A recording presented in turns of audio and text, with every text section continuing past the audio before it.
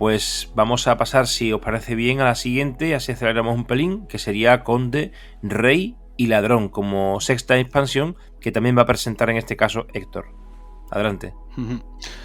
Pues nada, esta expansión es bastante curiosa porque realmente es una agrupación de 4 mini expansiones que se editaron por separado en la primera edición. En la segunda no existen ya por separado, se venden, digamos, como una expansión mayor, y esta no ha sido publicada por Devir todavía en España. Decían que le iban a sacar, pero bueno, no tenemos aquí ese detalle. O cuándo lo van a sacar, ¿vale? En principio, los 4 elementos que tiene esta expansión, por un lado tiene la ciudad de Carcassonne, que es como que en la edición del C2 viene como son 12 losetas, pero realmente vienen como 2 tableros de 2×3 para montarlos rápidamente, ¿vale? Luego tiene una figura del conde que se va a colocar dentro de la ciudad. Luego tenemos 2 losetas especiales, que son la del rey y el ladrón, que comentaré ahora para qué sirven, junto con 2 tokens que los representan. Son 2 tokens, 2 circulitos pequeños con la cara del rey, con la cara del ladrón.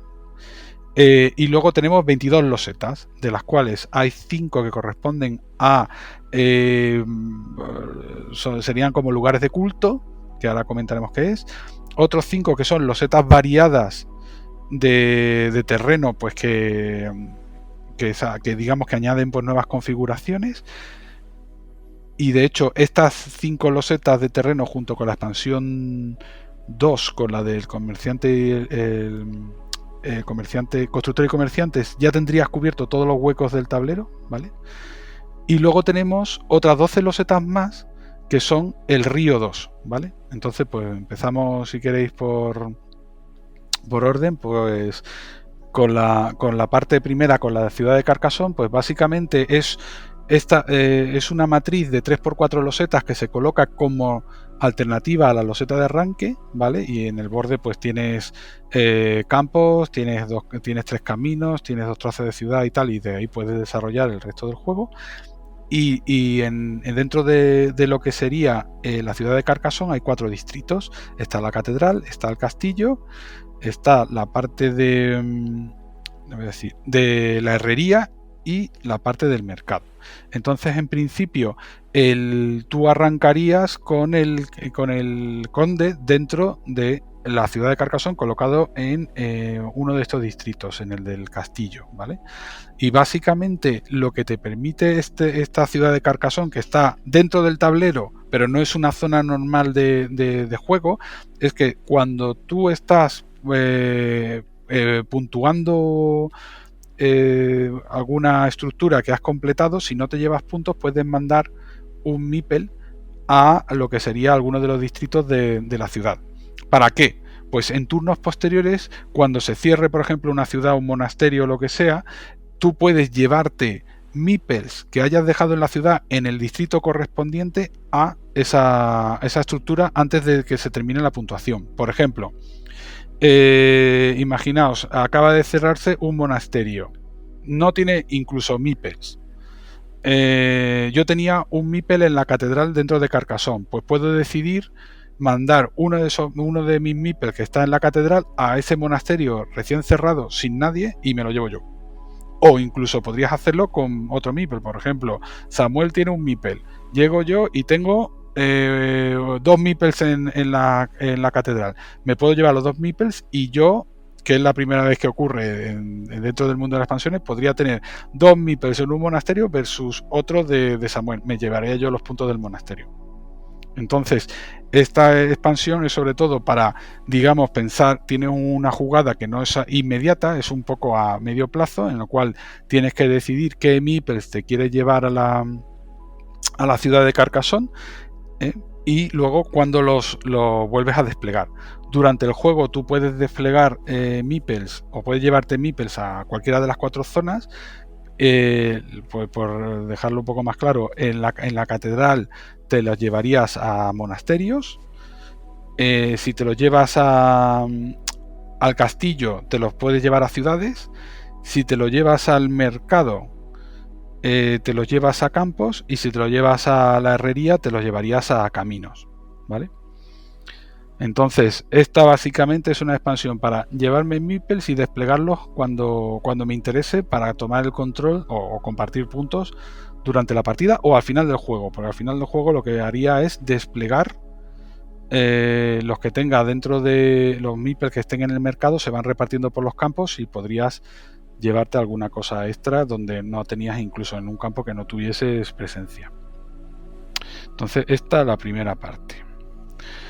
El segundo módulo es el del rey y el ladrón.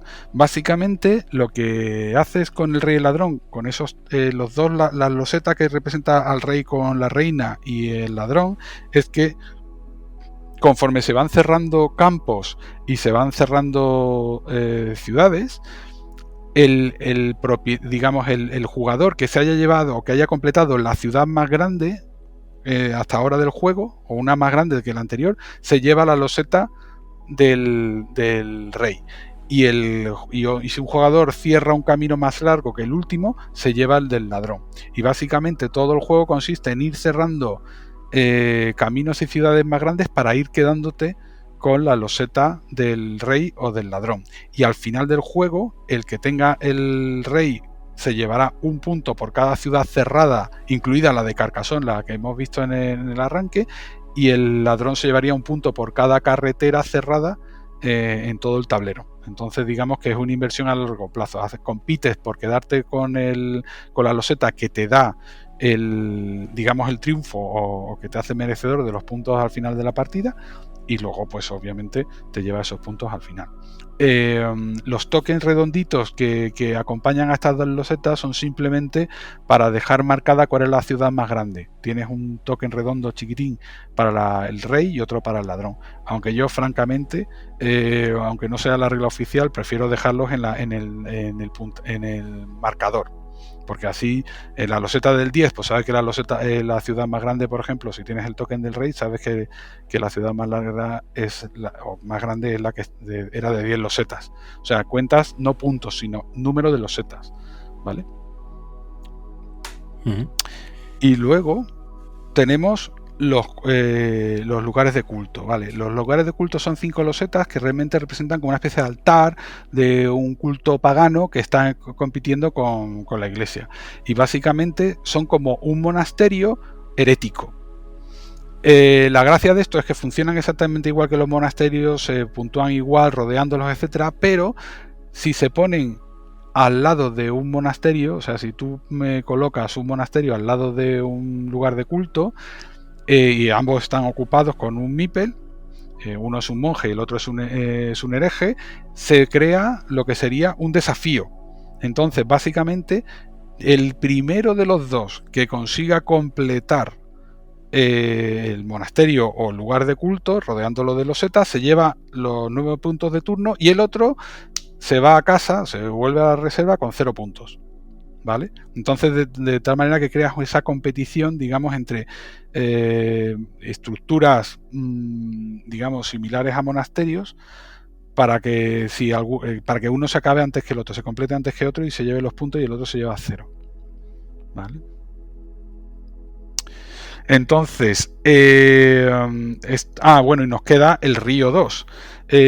Junto con el juego base se incluye el río como una alternativa a lo que sería la loseta de arranque. En vez de poner la loseta de arranque, digamos, normal, que es una tapa con un camino que pasa de lado a lado, pues lo que puedes hacer es desplegar un río antes de arrancar la partida, digamos, como per se. Entonces básicamente tienes una loseta de manantial, se preparan todas las losetas, se baraja, se pone la loseta de manantial arriba, se pone lo que sería el lago del final del río abajo, y se va pues poniendo todo el río, se va desplegando, empezando por el nacimiento hasta que se coloca lo que sería el lago, y a partir de ahí ya empieza el juego, ¿no?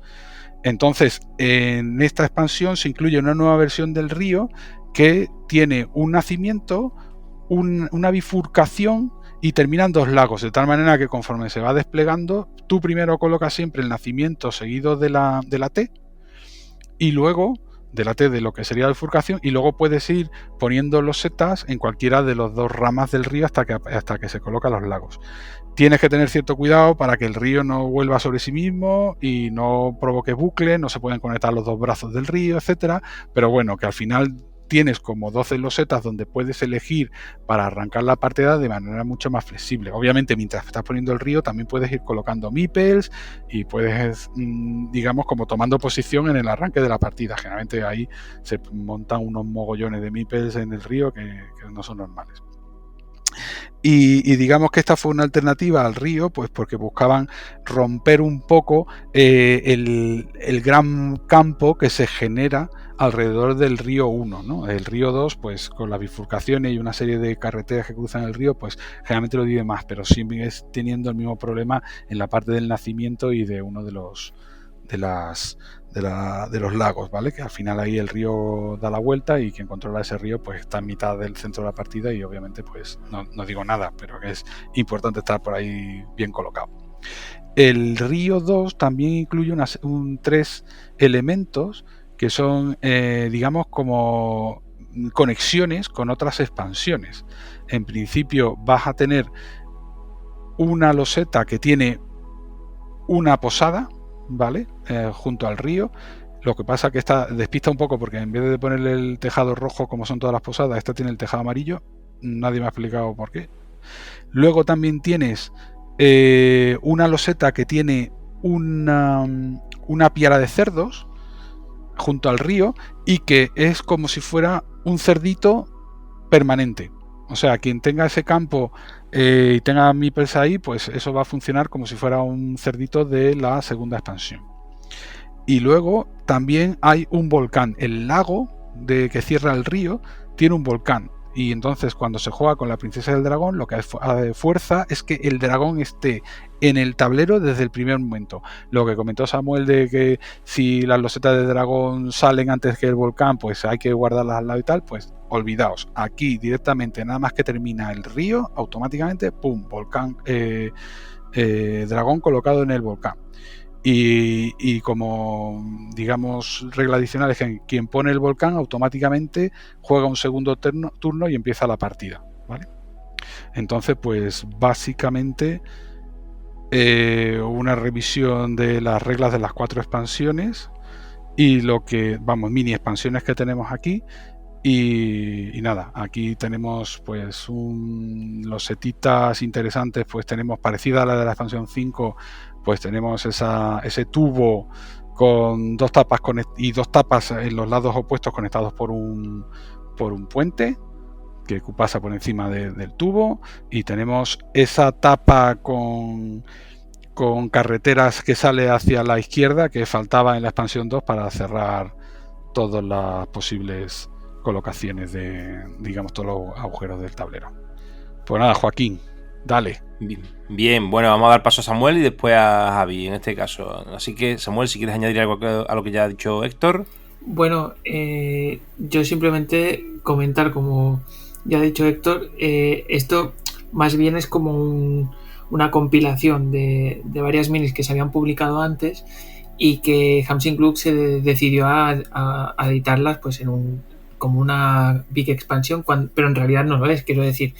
Entonces yo me acuerdo cuando salió, había, bueno, parte de la gente pues se llevó un poco un chasco, y yo incluido, porque decían, claro, ¿ahora qué van a hacer? ¿Van a reeditar minis que iban saliendo? Y porque esperábamos que saliera una big expansion como tal, y lo que fue como bueno, lo que ya hemos publicado, pues lo volvemos a publicar en una big expansion. Entonces, claro, ya decíamos, pues igual ya no sacan más big expansion, porque si ahora ya han sacado esto, pudiendo haber sacado una big expansion, pues fue un poco así, fue un año un poco extraño.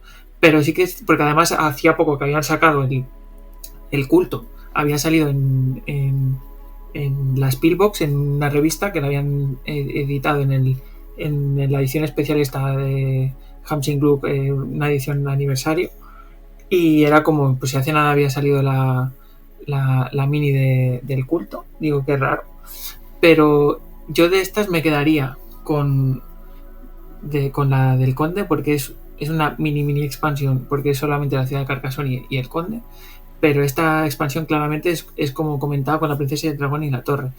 Esta está claramente pensada también para que puedan jugar, sacarle el máximo partido en más de 4 jugadores, que tengas más opciones para puntuar, que a veces te pueden salir losetas que no te interesan, siempre me salen caminos, me salen rectas, pues puedes hacer en ese turno, en lugar de colocar tu meeple, pues voy a cerrarle algo a alguien que no le dé muchos puntos y me voy a meter en la ciudad porque hay otra cosa en el tablero que se está generando que me interesa y no me puedo meter.